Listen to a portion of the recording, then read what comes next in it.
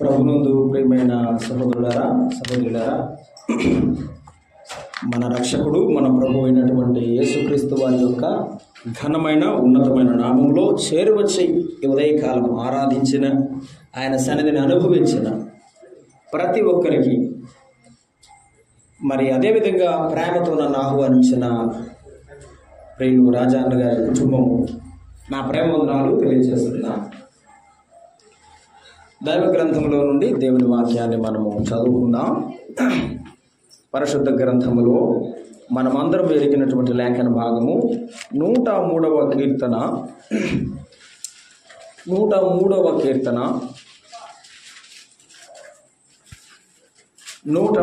కీర్తన మొదటి 2 వచనాలు. నా ప్రాణమా యెహోవాను సన్నుతించుము, నా అంతరంగమున ఉన్న సమస్తమా ఆయన పరిశుద్ధ నామమును సన్నుతించుము. నా ప్రాణమా యెహోవాను సన్నుతించుము, ఆయన చేసిన ఉపకారములలో దేనిని మరొకము. అదే విధముగా మనము 34వ కీర్తన మొదటి 2 వచనాలు కూడా చదువుకుందాం. 34వ కీర్తన మొదటి 2 వచనాలు. నేను ఎల్లప్పుడూ యెహోవాను సన్నుతించదను, నిత్యము ఆయన కీర్తి నా నోట ఉండును. నేను అతిశయించుచున్నాను, దీనులు దానిని విని సంతోషించెదరు. దీనులు దానిని విని సంతోషించెదరు. కష్టం అనుకోకుండా 66వ కీర్తన కూడా చదువుదాం. 66వ కీర్తన చదువుదాం. ఇలా ఇది జరిగితే ఏంటో అనుకోకండి. 66వ కీర్తన సర్వలోక నివాసులారా దేవుని గూర్చి సంతోష గీతము పాడుడి, ఆయన నామ ప్రభావము కీర్తించుడి. ఆయనకు ప్రభావము ఆరోపించి ఆయనను స్తోత్రించుడి. ఇలాగు దేవునికి స్తోత్రము చెల్లించుడి. ప్రార్థన చేద్దాం. ప్రేమగల మా తండ్రి, దయగలిగిన మా ప్రియ ప్రభువా, ఈ 2025వ సంవత్సరంలో నవంబర్ మాసంలో ఈ 3వ ఆదివారం కూడా మీ సన్నిధిలో శిరస్సు వంచుట, మిమ్మల్ని మనసారా హత్తుకొని ఆరాధించుట మీరు మాకు ఇచ్చిన గొప్ప ధన్యత. తండ్రి, ఎందరికీ లేని భాగ్యాన్ని మాకిచ్చినందుకు స్తోత్రం.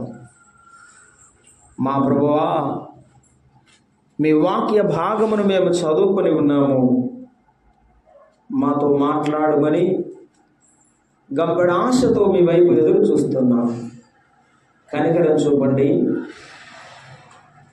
మీ దీనదాసులు ఎందు నిమిత్తమై ఇక్కడే కూడిక ఏర్పాటు చేసుకున్నారో మీరు ఎరిగి ఉన్నారు.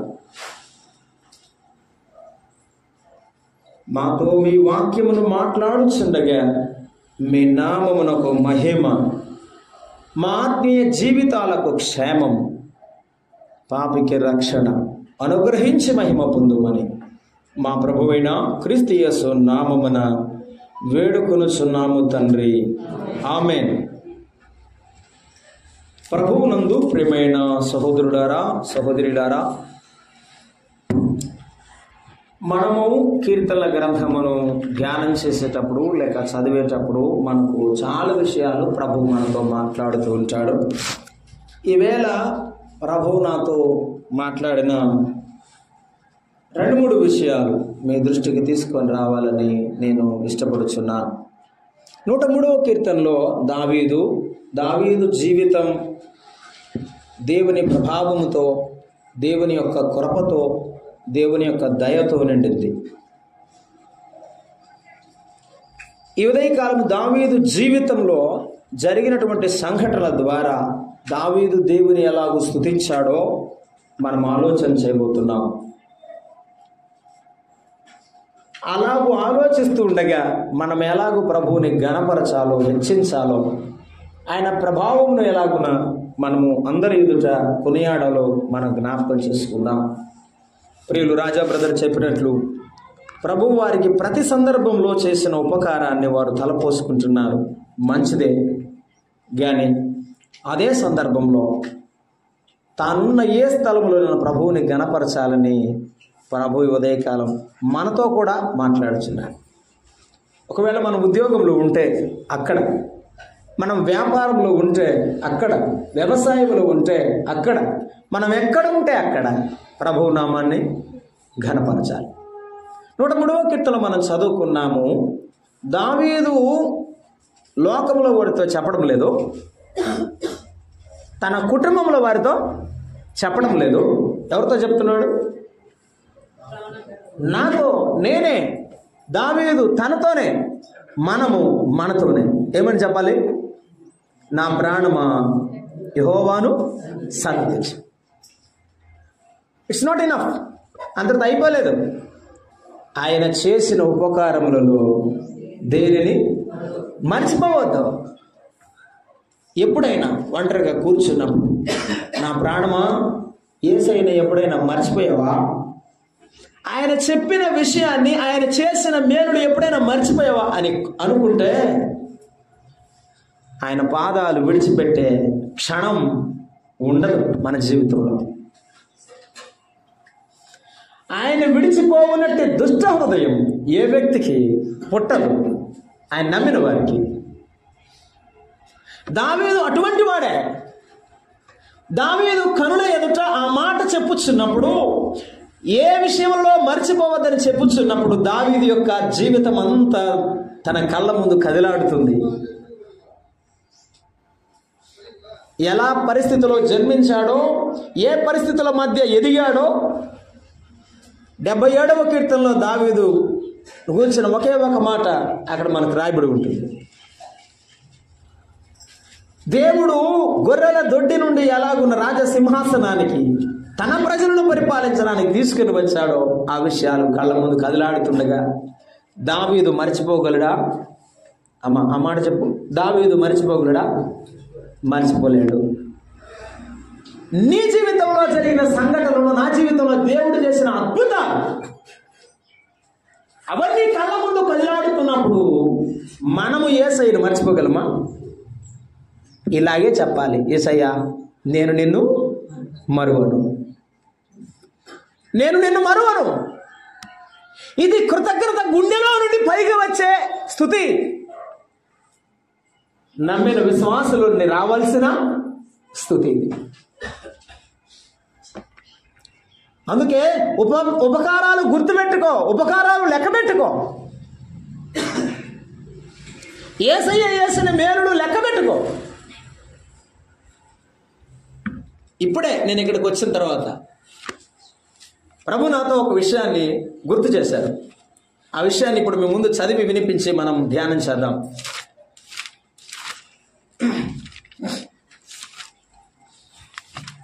చూడండి, మనము దైవ గ్రంథంలో కీర్తన గ్రంథం చూడండి. కీర్తన గ్రంథంలో ఒక మాట మనం చదువుకుంటున్నాం. 73వ కీర్తన. ఇది ఆసాపు రాసిన కీర్తన, 73వ కీర్తన.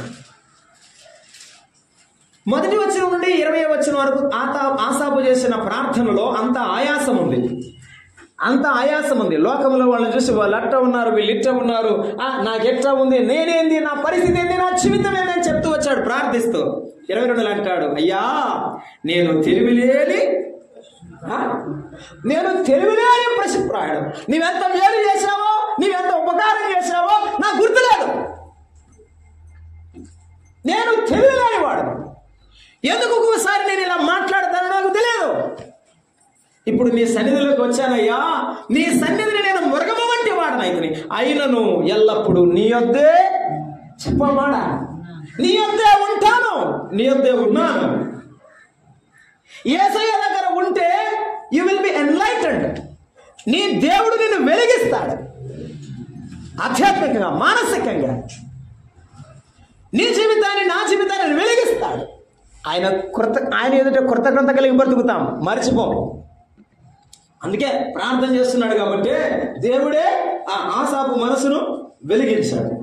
కొన్నిసార్లు మన కష్టాలను బట్టి, మన ఇబ్బందులను బట్టి, మన జీవితంలో మనము ఏ విధంగా ఉన్నా, ఒకవేళ ప్రభువుని మరిచి మాట్లాడుతున్నామేమో ఆలోచన చేసుకో. ఆయనను మరిచిపోకుండా ఆయన మేలుడు గుర్తుంచుకో చాలు. ఇక మిగిలింది ఏమి రాదు. ఆయనను నేను ఎల్లప్పుడూ నీ వద్ద ఉన్నాను. మరొక మాట అంటున్నాడండి, ప్రార్థనలో ఉంటే, ప్రభు సన్నిధిలో ఉంటే ఇట్లాంటివే వస్తాయి. 25వ వచనం, ఆకాశమందు నీవు తప్ప నాకెవరు ఉన్నారు, నాకెవరు లేరు, నీవే ఉన్నావు. నీవు నాకుండగా, అమ్మా ఆ మాట పలకండి, నీవు నాకుండగా లోకములో ఏది నాకు అక్కర్లేదు. చెప్తావా ఎలుగెత్తి గట్టిగా, ప్రభువా నీవే నాకుంటే చాలు, నాకెవరు అక్కర్లేదు, నీవు మాత్రమే ఉన్నావు, నా ప్రక్కన నిలిచి ఉన్నావు. ఆ మాట నాకు గుర్తొస్తా ఉంది. ఆసియాలో ఉన్నవారందరూ నన్ను విడిచి వెళ్ళిపోయారు. ఎవరు పలికిన మాట? ఒక గొప్ప సేవ చేసిన దైవజనుడైన పౌలు పలికిన మాట. తిమోతి, ఆసియాలో ఉన్న వారు అందరూ నన్ను విడిచి వెళ్ళారు, కానీ నా ప్రభువు నా ప్రక్కన నిలిచి ఉన్నాడు. ఈ కొరగాని వాడు, ఈ అందం లేని వాడు, ఈ పొట్టివాడు మనకేం చేయగలడరా అనుకున్నారు చాలా మంది. కానీ పౌలు అంటాడు, నేను ఎందుకు పనికిరానని తెలిసినా కూడా నా ప్రక్కన నిలబడి నన్ను బలపరిచిన వాడు దేవుడే అంట. నిజంగా పౌలు పనికిరాని కూడా చెప్పండి. ఎవరికి ఎలా కనిపించినా దేవునికి నువ్వెలా కనిపిస్తున్నావు అనేది ముఖ్యం. నేను వారికి సరిగ్గా కనిపించలేదు, వీరికి కనిపించలేదు కాదు. ప్రభు ఏ దృష్టితో నిన్ను చూశాడో, నన్ను చూస్తున్నాడో అదే ముఖ్యం. అది తెలుసుకో అంతే. కాబట్టి ప్రభు యొక్క మేలును గుర్తుపెట్టుకోవాలంటే ముందు మనం ఆయన సన్నిధిలో ఉండాలి. ఆయనే మన ఆధారమని మనము చెప్పండమ్మా నమ్మాలి అంతే. అందుకని ఆ ప్రభు దగ్గరే ఉండాలి. ఈ ఉదయకాలం ప్రభువుని నీవు ఎలా స్తుతిస్తున్నావు అమ్మా? నేను ఎలా స్తుతిస్తున్నాను?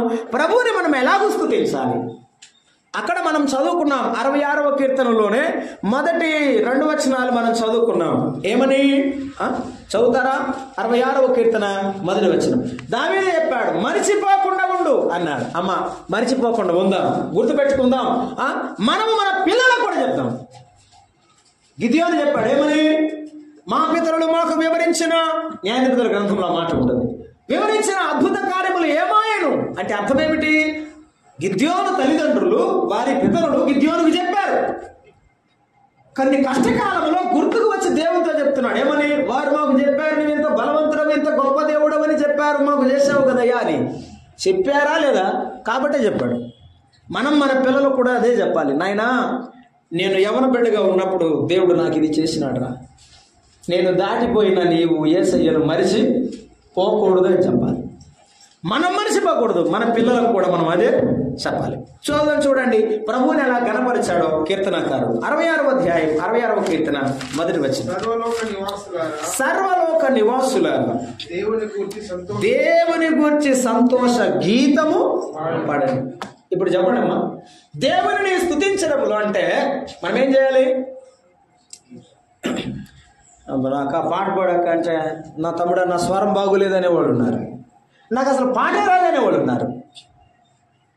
నిజం. ఎన్ని సంవత్సరాలైనా నీ పాట పాడటానికి ఎవరైనా రికార్డింగ్ చేస్తారా? అవసరం లేదు కదా. ఆరాధనకు వచ్చినప్పుడు పాట పాడటానికి ఏమి నోరు తెరవకుండా కూర్చుంటే దేవుని స్తుతించేది ఎట్లా? అందరు గొప్ప సింగర్లేం కాదు.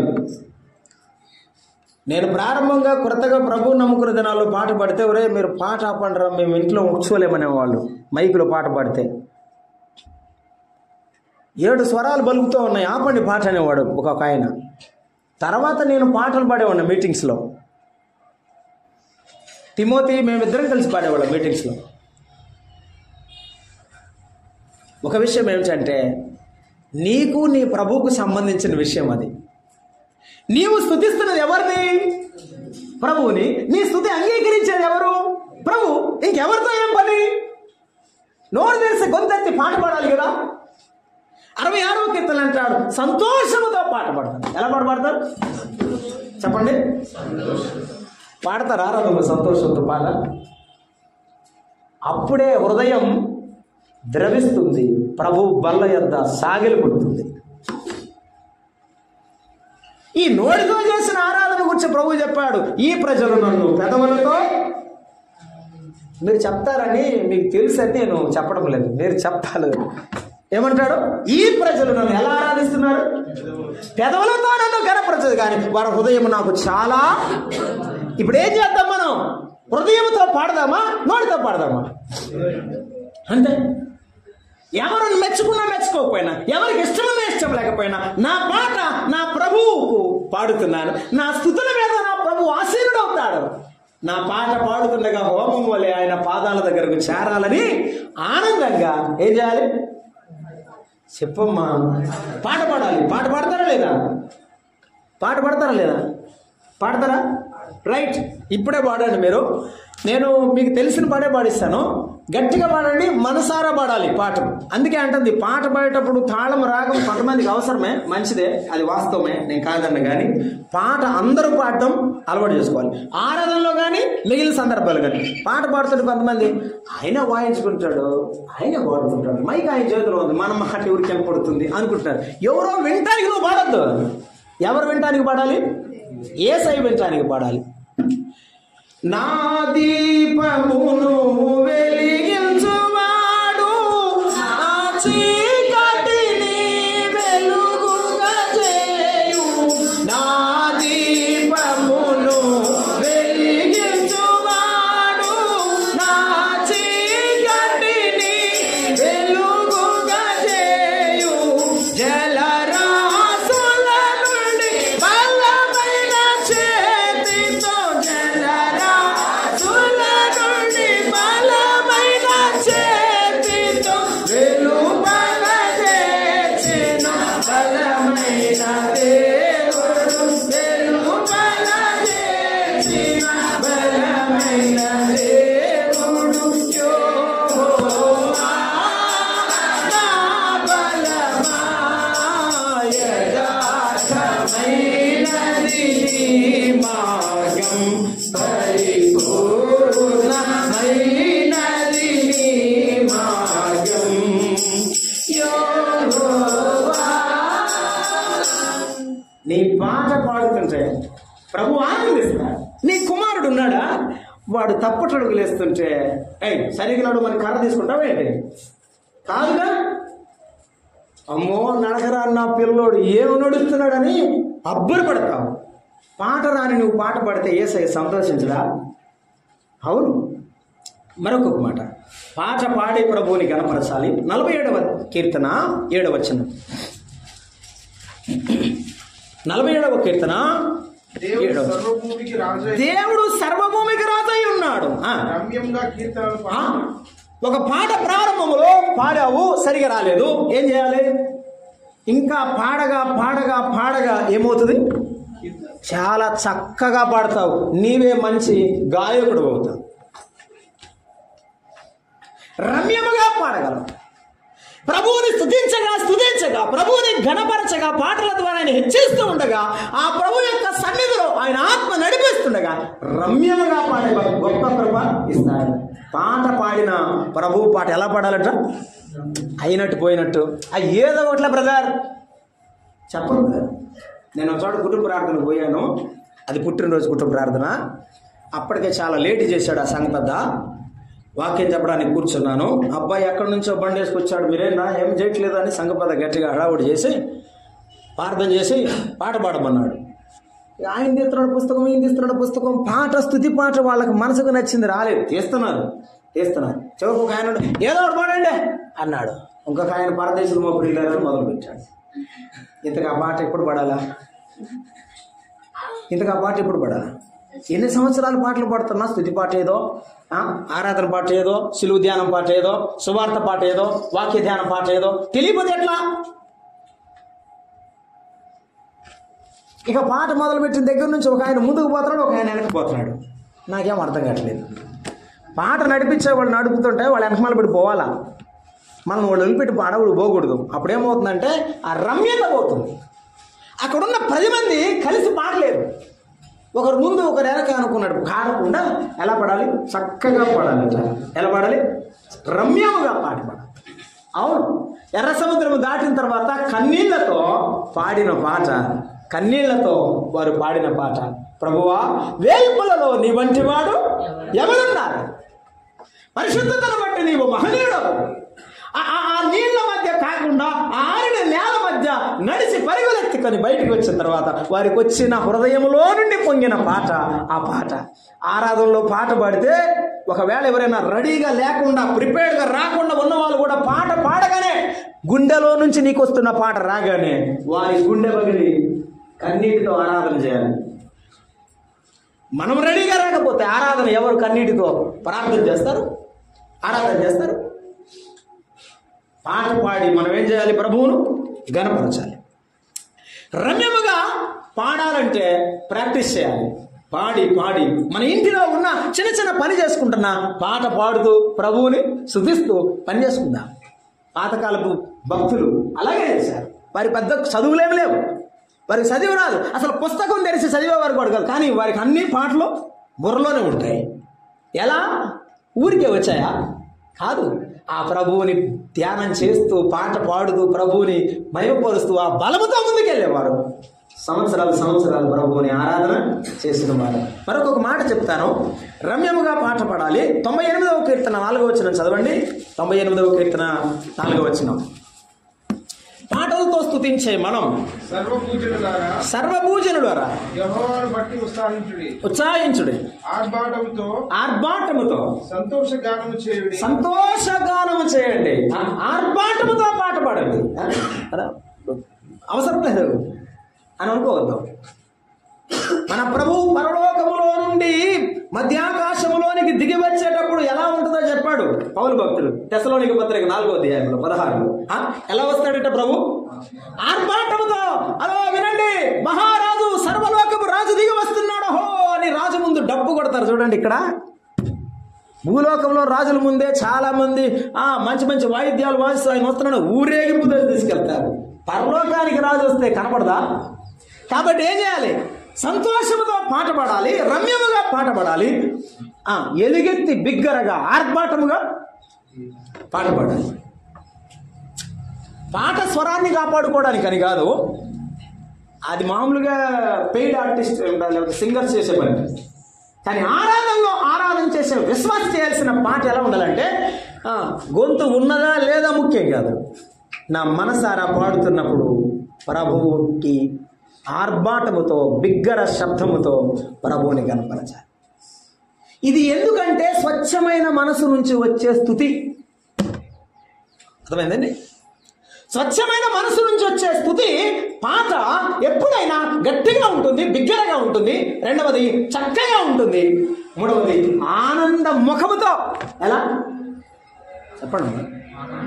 ఆనంద ముఖముతో ఉంటుంది. నిజమే. నాకు సండే స్కూల్ సంఘటన గుర్తొస్తుంది. చిన్నప్పుడు సండే స్కూల్ టీచర్ ఉన్నాడు మా చర్చిలో. ఆయన ఓ పాట పాడమన్నాడు. ఆనందమైన పాట పాడమన్నాడు. నేర్పించాడు. పాపం కష్టపడి నేర్పించాడు. పిల్లలకు రాలేదు. ఆయన గట్టిగా గదివి అరిశాడు. ఇప్పుడు వాళ్ళు పాట పాడుతూ ఉన్నారు. ఏది? తిట్టిన తర్వాత, అరిసిన తర్వాత. ఏమని? కళ్ళెం నీళ్ళు వస్తూ ఉన్నాయి. ఆనందమే అని పాట పాడుతున్నారు. ఎలా ఉంది? ఎవరో కష్టపడితే, ఎవరో నిబంధన పెడితే, ఎవరో నీకు లిమిట్స్ పెడితే అదరా ప్రార్థనగా నానంగానే నువ్వు వచ్చావు. కానీ నీ మనసారి ప్రార్థనకి ఆడొచ్చా? గట్టిగా పట్టుకుంటే రాకూడదు. నిన్నెవరు బలవంతం చేయలేదు. పౌలు అన్నాడు, ప్రభు ప్రేమ మమ్ములను బలవంతము ఆయన పట్టుకోవాలా? ఆయన పట్టుకుంటేనే నీకు అటువంటి పాట ఆనందంగా వస్తుంది. అందుకని ఆరాధనలో పాట పాడేటప్పుడు ఎలా పడాలి? నా ప్రభువు, నా రాజు, నా దేవుడు అక్కడ కూర్చున్నాడు. ఆయన నా ముందు కూర్చున్నాడు. ఇప్పుడు నేను పాడే పాట వింటున్నాడు, నేను చెప్పే స్తుతులు వింటున్నాడని ఆనందంతో ఉండాలి. అదే మనం చేయాల్సింది. అలాగున్న స్తుతి ఉండాలి, అలాగట్టు స్తుతి గీతం ఉండాలి. అందుకే కదండి ఆ మాట అన్నాడు. ఆ ప్రకటన గ్రంథం 1వ అధ్యాయం చదువుతారా? యోహాను భక్తుడు ఈ మాట అన్నాడు. ఏమని?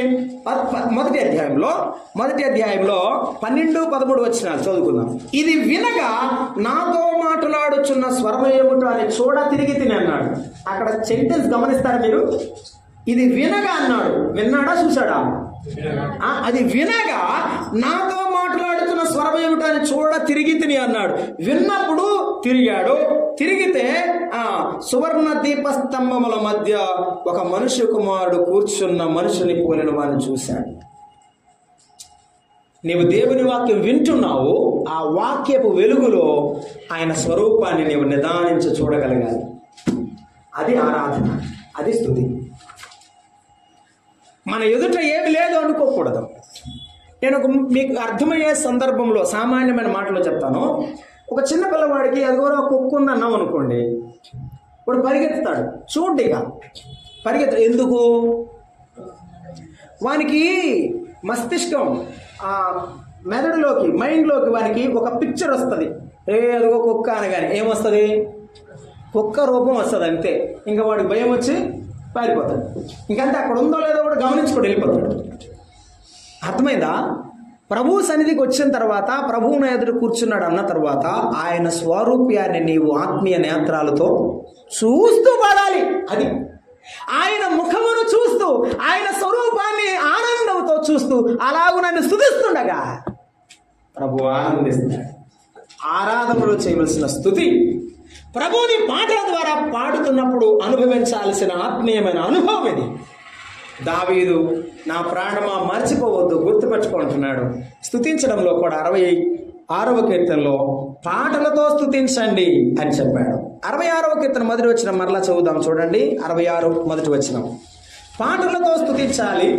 మనము రమ్యముగా పాడి, బిగ్గరగా ఆర్భాటముతో పాడి ప్రభువుని గణపరచడం మనం నేర్చుకోవడం సంతోషం. 66వ కీర్తన మొదటి వచనం. అయ్యా నాకు స్టాండ్ ఉంటే నేనే చదువుకుంటా, స్టాండ్ లేదు. సంతోష గీతము పాడుడి. పాట పాడాలంటే నా స్వరం బాగుండాలి, లేకపోతే జనమందరూ నన్ను చూడాలని కాదు. ఎందుకని పాడుతున్నాను నేను సంతోషంగా అంటే ఆయన నామ ప్రభావం, ఆయన నామ ప్రభావం, the power of his name. నా యేసు ప్రభు నామం అటువంటిది. ఆయన ప్రభావమును గురించి పాడాలి. పాట పాడేటప్పుడు ఆ పాటలో ఉండాల్సింది రాగము, తాళం మంచిదే, కానీ ఆ పాటలో ఉండాల్సింది ఏమిటి? ఆయన ప్రభావం, ఆయన నామ ప్రభావం ఉండాలి. 148వ కీర్తన 13వ వచనంలో ఆ కీర్తనాకారుడు ఆయన ప్రభావం గురించి మాట్లాడుతున్నాడు, ఆయన నామం యొక్క ప్రభావాన్ని గురించి మాట్లాడుతున్నాడు. చదువుతారా? 148వ కీర్తన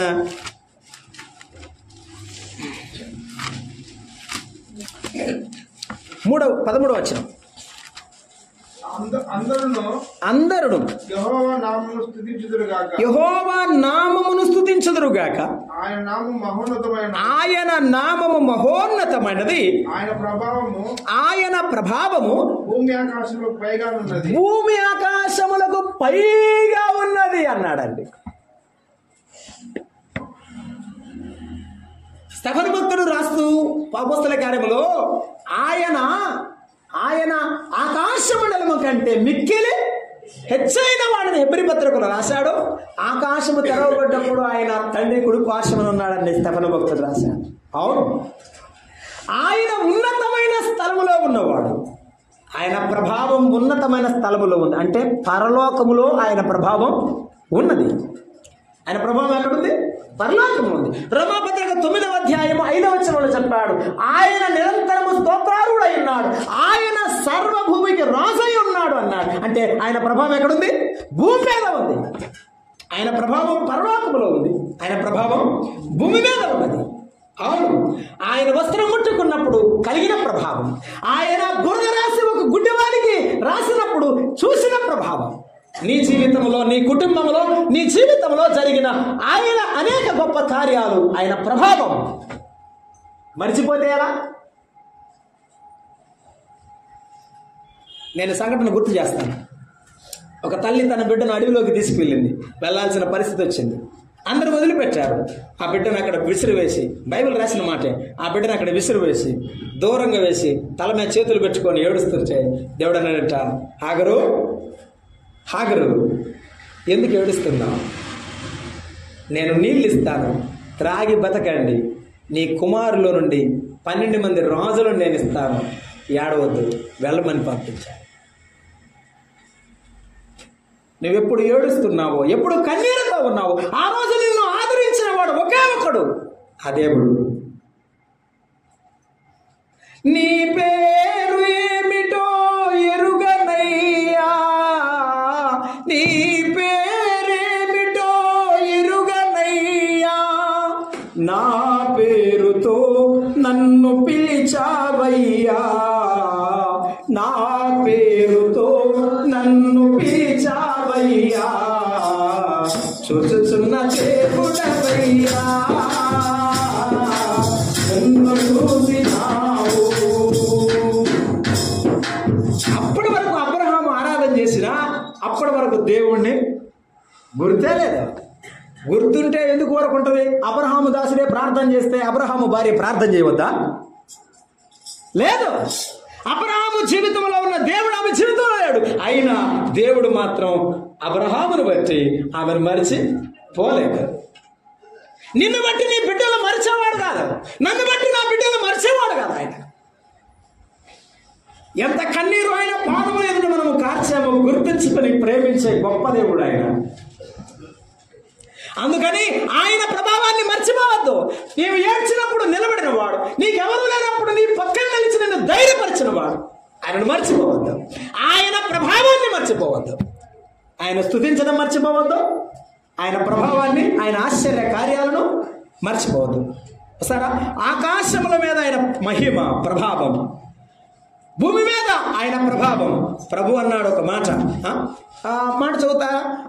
హెబ్రీ పత్రిక 2వ అధ్యాయం 9వ వచనం, పౌలు భక్తుడి ద్వారా ప్రభు రాసిన మాటను మనం జ్ఞాపకం చేసుకుంటున్నాం. హెబ్రీ పత్రిక 2వ అధ్యాయము 9వ వచనం, 2:9. దేవుని కృప వలన ఆయన ప్రతి మనుషుని కొరకు మరణం అనుభవించినట్లు దూతల కంటే కొంచెం తక్కువగా చేయబడిన యేసు మరణం పొందినందున మహిమా ప్రభావములతో కిరీటమును ధరించిన వాడు. Look at him. How he is looking at. నేను చాలాసార్లు చెప్పాను, ఇప్పుడు కూడా చెప్తుంటాను. వలలు కడుక్కుంటున్నారు ఎవరు? యాకోబు అన్నదమ్ములు ఇద్దరు, యోహాను యాకోబులు వలలు కడుక్కుంటున్నారు. రైట్? పేతురు కూడా వలలు కడుక్కుంటున్నాడు కదా. కడుక్కునేటప్పుడు దేవుడు యేసుప్రభు వారు పిలిచారు వారిని, ఏమని? నన్ను వెంబడించండి అన్నారు. వాళ్ళు అప్పుడు ఆయన చూశారా లేదా? మీరు చెప్తే నేను చెప్తానమ్మా. చూశారు కదా. నా ఎంపటి రమ్మంటే వెళ్ళిపోయారు. ఇంక వాళ్ళు వదిలిపెట్టారు, ఫ్యామిలీలో వదిలిపెట్టారు, వచ్చేసారు, కుటుంబాలు వదిలిపెట్టారు. ఎంపటి వెళ్తున్నప్పుడు ఆయన చేసే అద్భుతాలు చూశారా లేదా? అప్పుడు కూడా చూశారు. లాజరు బయటికి రా అనగానే ఆయన వైపు విచిత్రంగా చూశారు. అమ్మో, ఈయన మామూలుడు కాదు, మనం వెంబడిస్తున్న ఆయన మామూలు ఆయన కాదు, ఆయన దగ్గర చాలా పవర్స్ ఉన్నాయి అని గుర్తుపెట్టుకున్నారు కదా. రూపాంతరపు కొండ మీదకి వెళ్ళారు. రూపాంతరపు కొండ మీద ఆయన ముఖము సూర్యుని వలె మారిపోయాను అని వారు చూశారా లేదా? చూశారు. ఆయన చనిపోయి తిరిగి లేచి వారికి కనపడిన తర్వాత చూశారా లేదా? చూశారు. ఇందాక మనం చదువుకున్నాం పరలోక దర్శనం పొందిన యోహాను అని, అక్కడ కూడా ఆయన చూశాడు. పరలోక దర్శనం పొందేటప్పుడు చూసిన యేసు ప్రభుని, వలలు కడుక్కునేటప్పుడు చూసిన యేసు ప్రభుని వారు చూశారా లేదా? ఆయనలో మార్పుని వారు గమనించారా లేదా? నేను ఏమనదలుచుకున్నానంటే, మనం నమ్మినప్పుడు యేసు ప్రభు ఎట్లా ఉన్నాడో ఇప్పుడు మనకి యేసు ప్రభు ఎట్లా ఉన్నాడు, అది చాలా ముఖ్యం. అంటే నువ్వు ఎంత ఎదిగావో దాని అర్థం తెలుస్తుంది. అర్థమవుతుందా? ఇంక అప్పుడు కూడా మన బోధకుడు మన రబ్బుని అని అనుకున్నారు వాళ్ళు, అనలేదు. ఆయనను ప్రభావం గల దేవునిగా చూశారు. అంచెలంచెలుగా ఆయనలో ఉన్న శక్తిని చూశారు, శక్తి పొందారు, శక్తి కలిగి సేవ చేశారు. విశ్వాసులమైన మనలో దేవుని యొక్క ప్రభావం ఉండగా మన బిడ్డలకు దానిని మనము ట్రాన్స్ఫర్ చేస్తామంటారు చూడండి. ఆ ఫెయిత్, ఆ విశ్వాసాన్ని మన బిడ్డలకు మనము ట్రాన్స్ఫర్ చేయడంలో ఎంత ఉన్నది మనకు.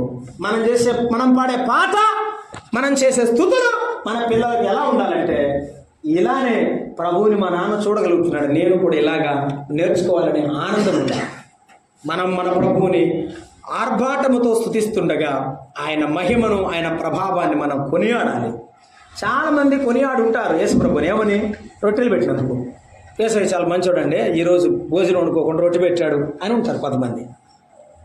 ఆ గుడ్డివాడు కళ్ళు ఇచ్చాడయ్యా అని ఉంటాడు.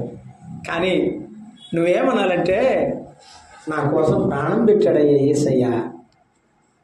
వాడికి రొట్టెలు ఇచ్చాడేమో, వాడికి కళ్ళు ఇచ్చాడేమో, వాడు కాళ్ళు ఇచ్చాడేమో, కానీ నా కోసం ప్రాణం పెట్టిన యేసయ్యకి నేను ఏమి ఇవ్వాలి? ఏమ్మా, ఏమిస్తే సరిపోద్ది చెప్పండి? ఏమిస్తే సరిపోద్ది? ఒక ఆవిడ మణిపాల్ హాస్పిటల్ విజయవాడలో నేను ఒక బ్రదర్ని తీసుకెళ్ళాను. ఆయన సంఘ సహోదరుడు. ఆయన తీసుకెళ్ళాను. ఆయన ఏదో డీజే బాక్సుల ముందు నుంచి చెప్తే 2 చెవులు పోయినాయి అదేదో పండక్కి. సరే పట్టకపోయాను ఆయన్ని. ఆడికి వెళ్ళినప్పుడు ఒక ఆయన కాళ్ళ మీద పడి ఏడుస్తూ ఉంది. నేను ఎందుకు ఏడుస్తున్నారో తెలియదు, జనాలు గుంపు కూడారు. నేను దగ్గరికి వెళ్ళి అడిగాను, ఎందుకు ఏడుస్తుందండి అని అడిగాను. ఆయన అందే, వాళ్ళ కొడుకు ఈమె కొడుకు గుండిచ్చాడండి అని చెప్పింది. ఏమిచ్చాడంట? ఈమె కొడుకట ఆమె కొడుక్కి గుండిచ్చాడండి, ట్రాన్స్ప్లాంటేషన్ చేశారు, బతుకుతాలో తెలియదు కానీ బట్ ఆమె మాత్రం చెప్తుంది, నా ప్రాణం మీకు ఇచ్చినా కూడా నా రుణం తీరదని ఏడుస్తూ ఉందండి, ఎంత మంచి ఆవిడండి అని అని చెప్పుకుంటున్నారు అక్కడ కూర్చొని. గుండిచ్చినందుకే కాళ్ళ మీద పడితే ఏమా, తల మీద ముళ్ళ కిరీటం పెట్టినప్పుడు తల వంచని వాడు అందరి ముందు తల ఉంచుకొని నుంచున్నాడు. ఎవరి చేత ఏ మాట పడిన వాడు నిందలు అవమానాలు భరించాడు. ఆ మునుకోళ్ళ వంటి కొరడా దెబ్బల చేత ఆయన దేహమంతా చీల్చబడుచుంటే, ఆయన శరీరం చీల్చబడుతుంటే, రక్తము కారుచుంటే, నిన్ను నన్ను గుర్తుపెట్టుకొని అన్యాయపు తీర్పును పొందిన వాడే మౌనముగా వదకు సిద్ధమైన గొర్రెవలే వెళ్ళిపోయాడు. ఏమిద్దాం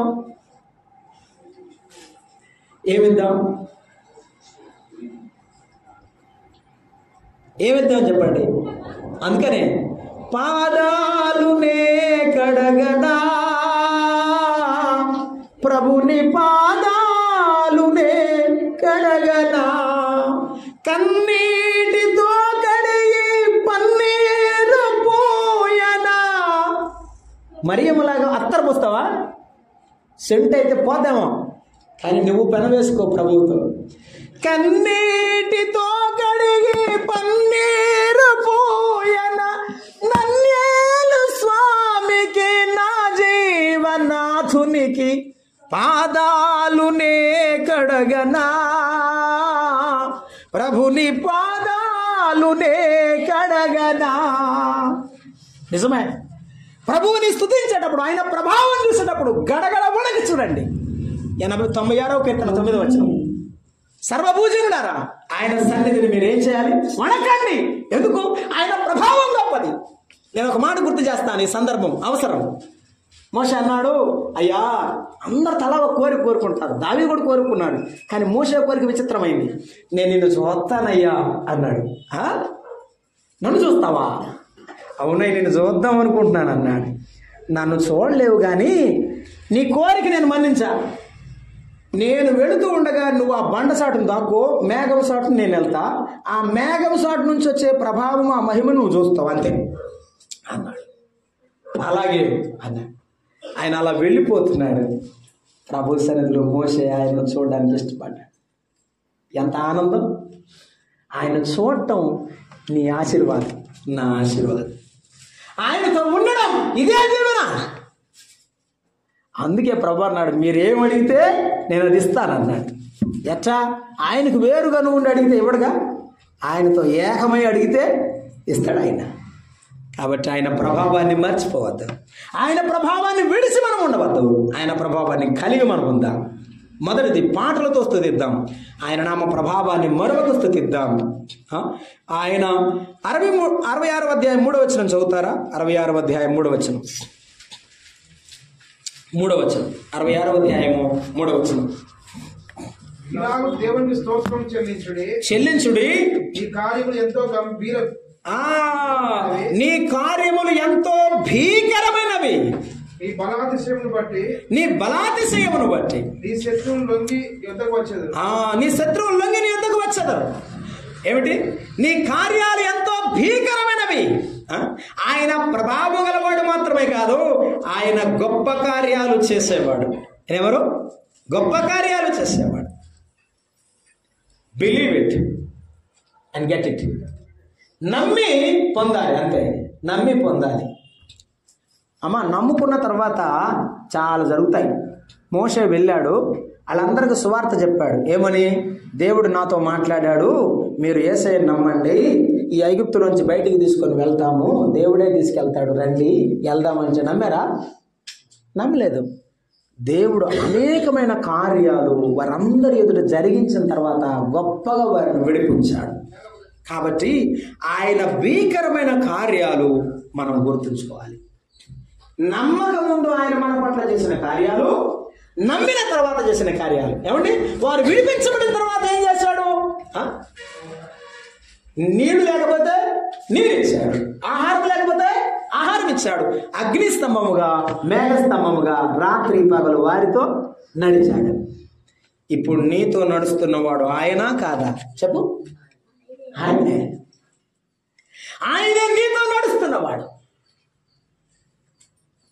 నేను ఈవేళ ఎవరు ఇక్కడ కూర్చున్నారో వారి అంతరం ఏంటో నాకు తెలియదు, కానీ ప్రభువు చెప్పిన మాట చెప్తున్నాను. ఒక దైవజనుడు, ఒక సేవకుడు ఏడుస్తున్నాడు మోకాళ్ళ మీద ఉండి, ప్రభువా నా ఎదుట ఇదిగో ఈ రక్తం చూడు, ఇదిగో ఈ తల ఇక్కడ దెబ్బ తగిలింది చూడు, ఈ వెనకమాల దెబ్బ తగిలింది చూడు అని చెప్తా ఉంటే యేసయ్య పిలిచాడట, అయ్యా కుమారుడా అంటే, అయ్యా అని వెనక్కి తిరిగాడట. నేను ఏడ ఉన్నాను, నీకు వేసే రాళ్ళన్నీ నాకు తగిలే కాబట్టి నేను ఎట్టున్నాను. ఆయన ఎర్రగా ఉన్నాడంట. ఏం ప్రభు ఎలా ఉన్నావు అంటే, నీకు వేసే రాళ్ళన్నీ నాకు తగులుతున్నాయి, అందుకే నేను ఎట్టున్నాను. నీకు ఏదో ఒకటో రెండో తగులుతున్నాయి కాబట్టి నువ్వు ఎట్టున్నావు అన్నాడంట. మనకు అన్ని దెబ్బలు తగిలితే ఏమవుతాం? మనం అసలు కనపడకుండా అడ్రస్ లేకుండా పోతాం. కానీ యేసయ్య ఉన్నాడు కనుక ఆయన ఏం చేస్తున్నాడు? అవన్నీ మనకు తాగలకుండా తప్పిస్తున్నాడు. మన జీవితంలో ఏదైనా పోగొట్టుకున్నా ప్రభు మనకు శ్రేష్టమైనదే ఇస్తాడు. ఆయన ఆశ్చర్య కార్యాలు, గొప్ప కార్యాలు మనం చూడాలి.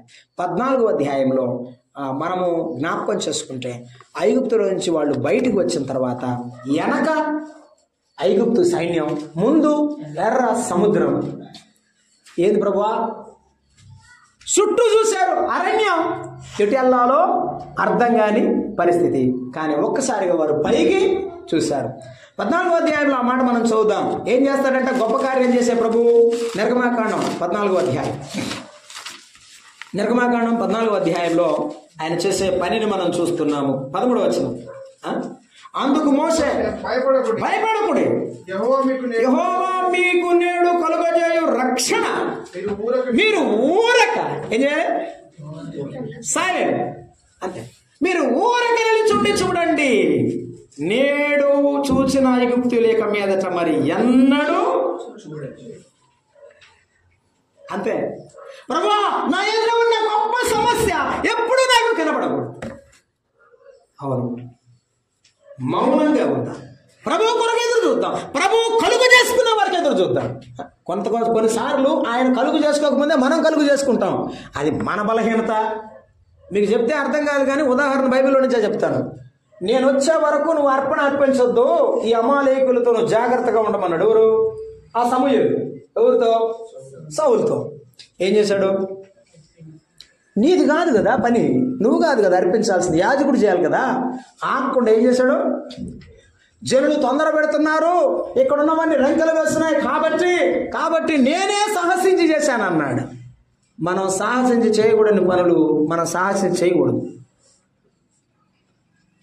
ఆయన గంభీరమైన కార్యాలు ఊరక నుంచొని ఒక్కొక్కసారి అనుభవిస్తూ కష్టమైన నిష్టమైన అలాగే కూర్చొని నువ్వేం చేస్తావో నేను చూస్తాను ప్రభువా, నువ్వు నా పట్ల చేయాలని ప్రభువు కొరకు ఎదురు చూడాలి తప్ప మనం సొంతగా ఏ కార్యాన్ని ప్రభువు నామ అవమానం కొరకు తొందరపడి చేయకూడదు. ఆయన గంభీరమైన కార్యం చూసేవాడి లక్షణం అది. కాబట్టి ఈవేళ ప్రభు సన్నిధిలో ఉన్న మనము ఆలోచన చేయవలసిన కార్యం అది. కనుక ఆయనే మనకు గొప్ప కార్యాలు జరిగించేవాడు. అందుకే 24వ అధ్యాయము లోకాసు వార్తలో ఆ దేవుని కార్యాలను గురించి ఎమ్మాయిము గ్రామస్తులు చెప్పాడు. ఆయన క్రియలోను వాక్యములోను శక్తి గల ప్రవక్త. యేసు ప్రభు ఎటువంటి వాడు? శక్తి గలవాడు. ఆయన శక్తి గలవాడు కనుక ఆయన శక్తి గల కార్యాలను గురించి వారు మననం చేసుకుంటా యెరూషలేము నుండి వారు మాట్లాడుకుంటా అలా వెళుతూ ఉంటే వారి మధ్యలోకి ఎవరు వచ్చారు చెప్పడమా? యేసయ్య వచ్చాడు. కాబట్టి వాక్యం మీరిద్దరు మాట్లాడుకోండి, ముగ్గురు మాట్లాడుకోండి, కలిసి మాట్లాడుకోండి. అందరూ కలిసి మాట్లాడుకుంటూ ఉండగా దేవుని వాక్యాన్ని ముచ్చడిస్తుండగా ఆయన ఆత్మ మనల్ని ఏం చేస్తాడు? నడిపిస్తాడు. అంతే. మన ప్రభు కార్యాలను మనం తలపోస్తే మన ప్రభువే నడిపిస్తాడు. నేను ముగిస్తున్నాను. 1, ఆయనను పాటలతో స్తుతించాలి. 2, ఆయన యొక్క నామ ప్రభావమును తలపోస్తూ స్తుతించాలి. ఆయన గంభీరమైన కార్యాలు మననం చేయాలి. ఎమ్మాయిము గ్రామస్తుల వలె మననం చేయాలి. 66వ కీర్తనలోనే మనం ఒక మాట ఉంది, బలాతి సేవను బట్టి నీ శత్రువులు లొంగిపోతారు అన్నాడు ఆయన. అవును, ఎవరి బలం చెప్పాలి? ఆయన బలం. మనకు బలం ఏడది? ఆయన లేకపోతే బలమే లేదు మనకి. ఆయన బలం. అందుకే యెహోవాయే బలవంతుడు. యెషయా గ్రంథంలో చెప్పాడు, ఆయన ఆశ్చర్యకరుడు, ఆలోచనకర్త, బలవంతుడైన దేవుడు. మనం నమ్ముకున్న దేవుడు బలవంతుడు. రాజ్యాలను కదిలించిన వాడు, రాజులను ఓడించిన వాడు, చేతి సహాయము లేకుండా విజయాన్ని ఇచ్చినవాడు. మన జీవితంలో కూడా అదే చేయగలిగిన బలమైన దేవుడు. కాబట్టి ఆయన బలాన్ని నమ్ముకుందాం. 66:4 అన్నాడు, సర్వలోకము నీకు నమస్కారం చేస్తుంది అన్నాడు. అవును, ఆయన బలాన్ని నమ్ముకుని ఆయనకు నమస్కరిస్తూ ఆయన ఎదుట మనము సాక్షులంగా ఈ లోకంలో ప్రభు కొరకు మనం బ్రతకాలి. 66వ కీర్తనలో మరొక మాట అన్నాడు, నీ నామాన్ని బట్టి నేను కీర్తిస్తాను అని చెప్తూ ఉన్నాడు. మిగిలిన విషయాలు చాలా ఉన్నాయి. నేను 3 విషయాలు గుర్తు చేశాను. పాటలతో స్తుతించడం, ఆయన నామ ప్రభావాన్ని స్తుతించడం, గొప్ప కార్యాలు గుర్తుంచుకోవడం, ఆయన బలం మీద మనం ఆనుకోవడం. ఇదే మన బలం, ఇదే మన జీవితం. అలాగున మరి రాజన్న కుటుంబం, సహోదరి బిడ్డలు, అలాగే ఇక్కడున్న ప్రతి పరిశుద్ధుడు, సంఘ పెద్దలు, మనమందరం కూడా ప్రభు మీద ఆనుకుందాం, ప్రభు నామాన్ని గణపరుద్దాం. ప్రభు తన వాక్యాన్ని మన కొరకు దీవించునుగాక. ప్రార్థన చేద్దాం. మనమందరము బలహీనులమై ఉండగా, భక్తిహీనులమై ఉండగా, ఎంతకాలం మన కొరకు మన ప్రభువు మరణించాడు. అయ్యలారా, మనలో బలము లేదు. అరికాలు మొదలుకొని నడినెత్తి వరకు కొంచెమైన స్వస్థత లేదు. మనమందరము గొర్రెల వలె త్రోవ తప్పిపోతే యేసయ్య పరలోకము నుండి మానవుడిగా జన్మించాడండి. ఈ లోకంలో మానవునిగా 33.5 ఏళ్ళు జీవించి మన కొరకు ప్రాణం పెట్టాడు. ఆయన సమాధి చేయబడినప్పటికీ తిరిగి లేచాడు, మరణాన్ని జయించాడు. ఎందరో ఆయన నమ్ముకుంటారో వారిని పాపము నుండి, మరణము నుండి, లోకములో ఉన్న ప్రతి దుష్టత్వము నుండి తప్పించి పరలోక రాజ్యానికి వారసులుగా చేస్తాడు. అలాగూ నమ్మని వారు ఉన్నారా? ప్రభువుని నమ్మండి, ప్రభు బిడ్డలుగా తీర్చబడండి. ప్రభు బలముతో, ఆశీర్వాదముతో నింపబడాలని ప్రభు పేరట కోరుచున్నాం. దయగల తండ్రి, ప్రేమగల ప్రభువా, మీకు స్తోత్రములు. ఈ మధ్యాహ్న వేళ మాతో మాట్లాడని మీ కృపకై, మీ స్వరముకై స్తోత్రం చెల్లిస్తూ మా ప్రభువుని యేసుక్రీస్తు పేరట సమస్తమైన మహిమ, ఘనత, ప్రభావం మీకే సమర్పిస్తూ వేడుకొనుచున్నాము తండ్రి. ఆమేన్. ఈ అవకాశం ఇచ్చి వాక్యానికి ఆహ్వానించిన అన్నగారి కుటుంబానికి, స్థానిక సంఘ పెద్దలకు, సహోదరులందరికీ నా ప్రేమ.